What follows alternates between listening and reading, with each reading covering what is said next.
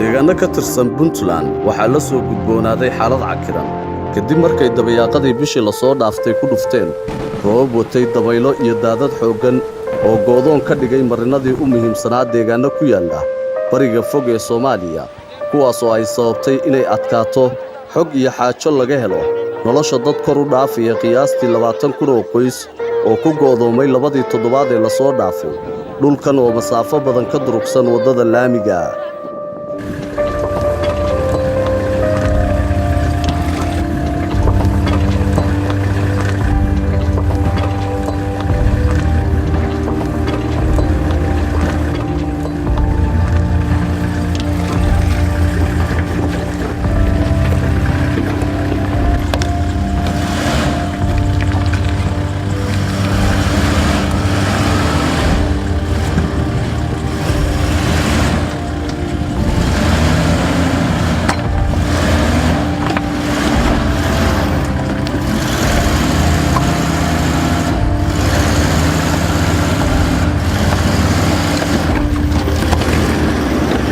dhibaatada ugu culus oo taagani waa tub ka dhalatay burbur iyo baabaa daran oo la soo gudboonaaday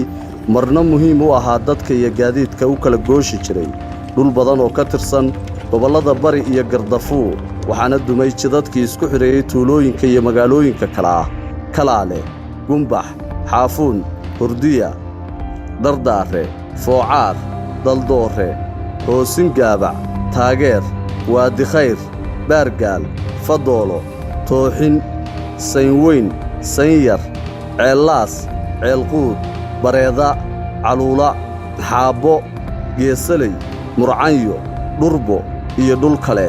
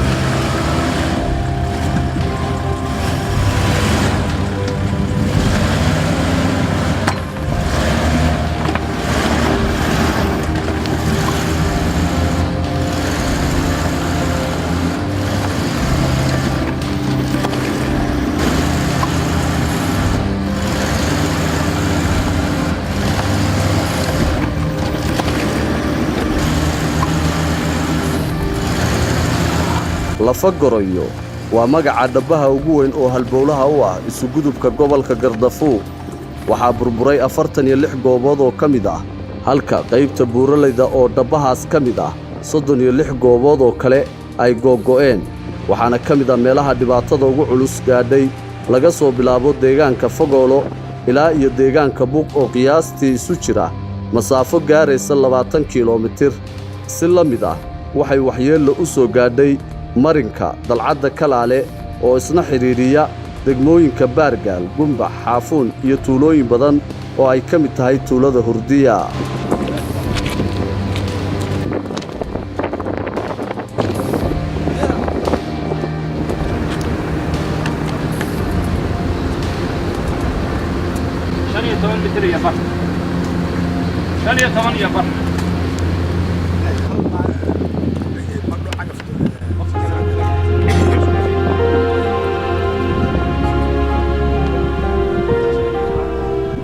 khuburo iyo injineero ka socday hay'adda wadooyinka Puntland PHA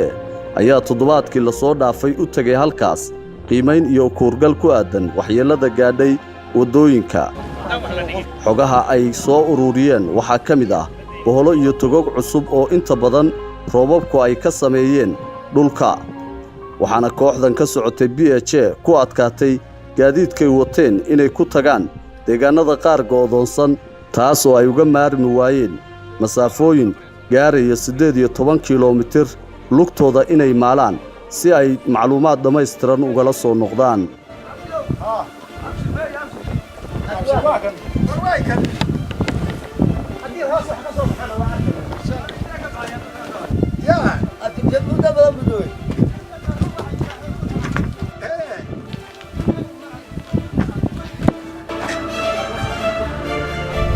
meeshaan hunguriga waxa waaye dhul badan oo ka bariga ah iyo Gardafuu gobolka Gardafuu iyo gobolka Bari bay hunguri u tahay waa meesha kaliya wuxuu soo maraayeen wixii hadda suuq geynayaan meesha mari jideen way ay ka xeebaha sida kalluunka iyo wixii beeraha ka soo go'ay xoolaha la ganac geysanayo dhulkan maydiga iyo cawda iyo waxyaalahaas oo dhan waxay mari jireen wadada tan sida aad u ka arki doontaan sawirka baabuurtii laan karuusarada aanu wadanay sida ay ku mareen waa arkayseen baabuurta kale tan iyada warkeeda badaa wax gaari weyn la yiraahdo iyo baabuurta kale oo waa weyn oo kuwa ka yar yar oo ku xiga ah madax ka nooshay sida dadku Soomaalidu u taqaano oo xeebahan u badan meel ay hawaysan karaan ama marayaan ma aha marka dadka kan waxay ku sugan yihiin xaalad go'doon ah oo aad iyo aad khatar u ah oo noloshoodu ay halis ku jidho sababtoo ah raashinkuna waa gaabaabsi wax kale oo hadda meel kale uga soo maraana ma leh marka annagu farsamo ahaan baan meesha u nimi wixii farsamo ah waa annaga ayaa ka mas'uul noqonayna oo diyaarinayna haddii ilaahayga idmana waxaan isku dayaynaa inaan sida ugu dhaqso badan u soo gurmano oo loo furo wadada tan laakiin dadkii waxay u baahan yihiin gurmad quudin in la soo gaaro waxa la soo mari karaa dhinaca iyo noobir laga soo wareego xagga laga yimaado xaafun maahane dhinaca kan boosaaso lagama iman karo boosas hadii laga yimaado waa la maraa ama xaafun xageeda ama meel dhinacaan oo leeyahay buqcad hotel in la soo maro xagga laga yimaado mooyaane wax wadaatan mari karaya ma jiraan marka sidaas waxaan ku baaqaynaa dadka in la soo gaaro oo wuxuun quudina la soo gaaro dadkan waa go'doon xaaladoodana waa noloshooda halkaan ay ku tiirsanayd meesha ay ku tiirsadeen xaaladeeda waa sawirkaas uga jeedaan annaguna waxaanu cadaynaynaa in ay dhibaato weyn ka taagan tahay wadatan oo aan la mari karin intaasaan anigu oran lahaa ka sokow burburka iyo baabaa roobabku u geysteen jidadkaas waxaa kaloo jira halis dhanka cuntada ah waxaana mar qura cirka isku shareeray qiimaha maciishadda iyadoona toddobaad gudihiis kiishka bariiska ah uu gaaray in ka badan $40 oo u dhiganta sarifka shilinka Soomaaliga $1,440,000 halka caagadda saliidda cagacagaynayso qiimo gaaraya $10 oo u dhiganta $360,000 waxayna taasi uga dhigan tahay taariikhda inta la xasuusto dhibkii ugu weynaa oo goodoon geliya dad iyo dunyo fara badan oo ku nool deegaano ka tirsan gobolka ugu weyn Soomaaliya Bari iyo gobolka ka sii farcamay ee Gardafuu aniga waxa la yiraahdo magacayga Saciid Maxamuud Axmed waxaan ahay gudoonshihii magaalada la yiraahdo Gargoore bismillaahir rahmaanir rahiim waxa noo mari jireen ama magaalooyin badan bay u mari jireen meesha la yiraahdo Xaafuun Hurdiye meesha la yiraahdo Gumbax meesha la yiraahdo Gargoore iyo tuulooyinkan oogada meesha la yiraahdo maxay ahaydey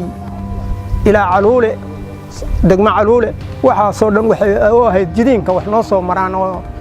soo maraan bay ahayd wadadii way gooday hadda injineero iyo waa joogo oo way gooday waa ibir bay noqotay wax laga tagay bay noqotay sawirkeeda iyo iska arki doontaan marka waxaan rabnaa sidii wadada wax looga qaban karo in iyo dadka awdalan oo cunadiiba ka awdan tahay oo meel baabuur soo maraba aan lahayn waxaan rabnaa in si degdeg ah wax noola qabto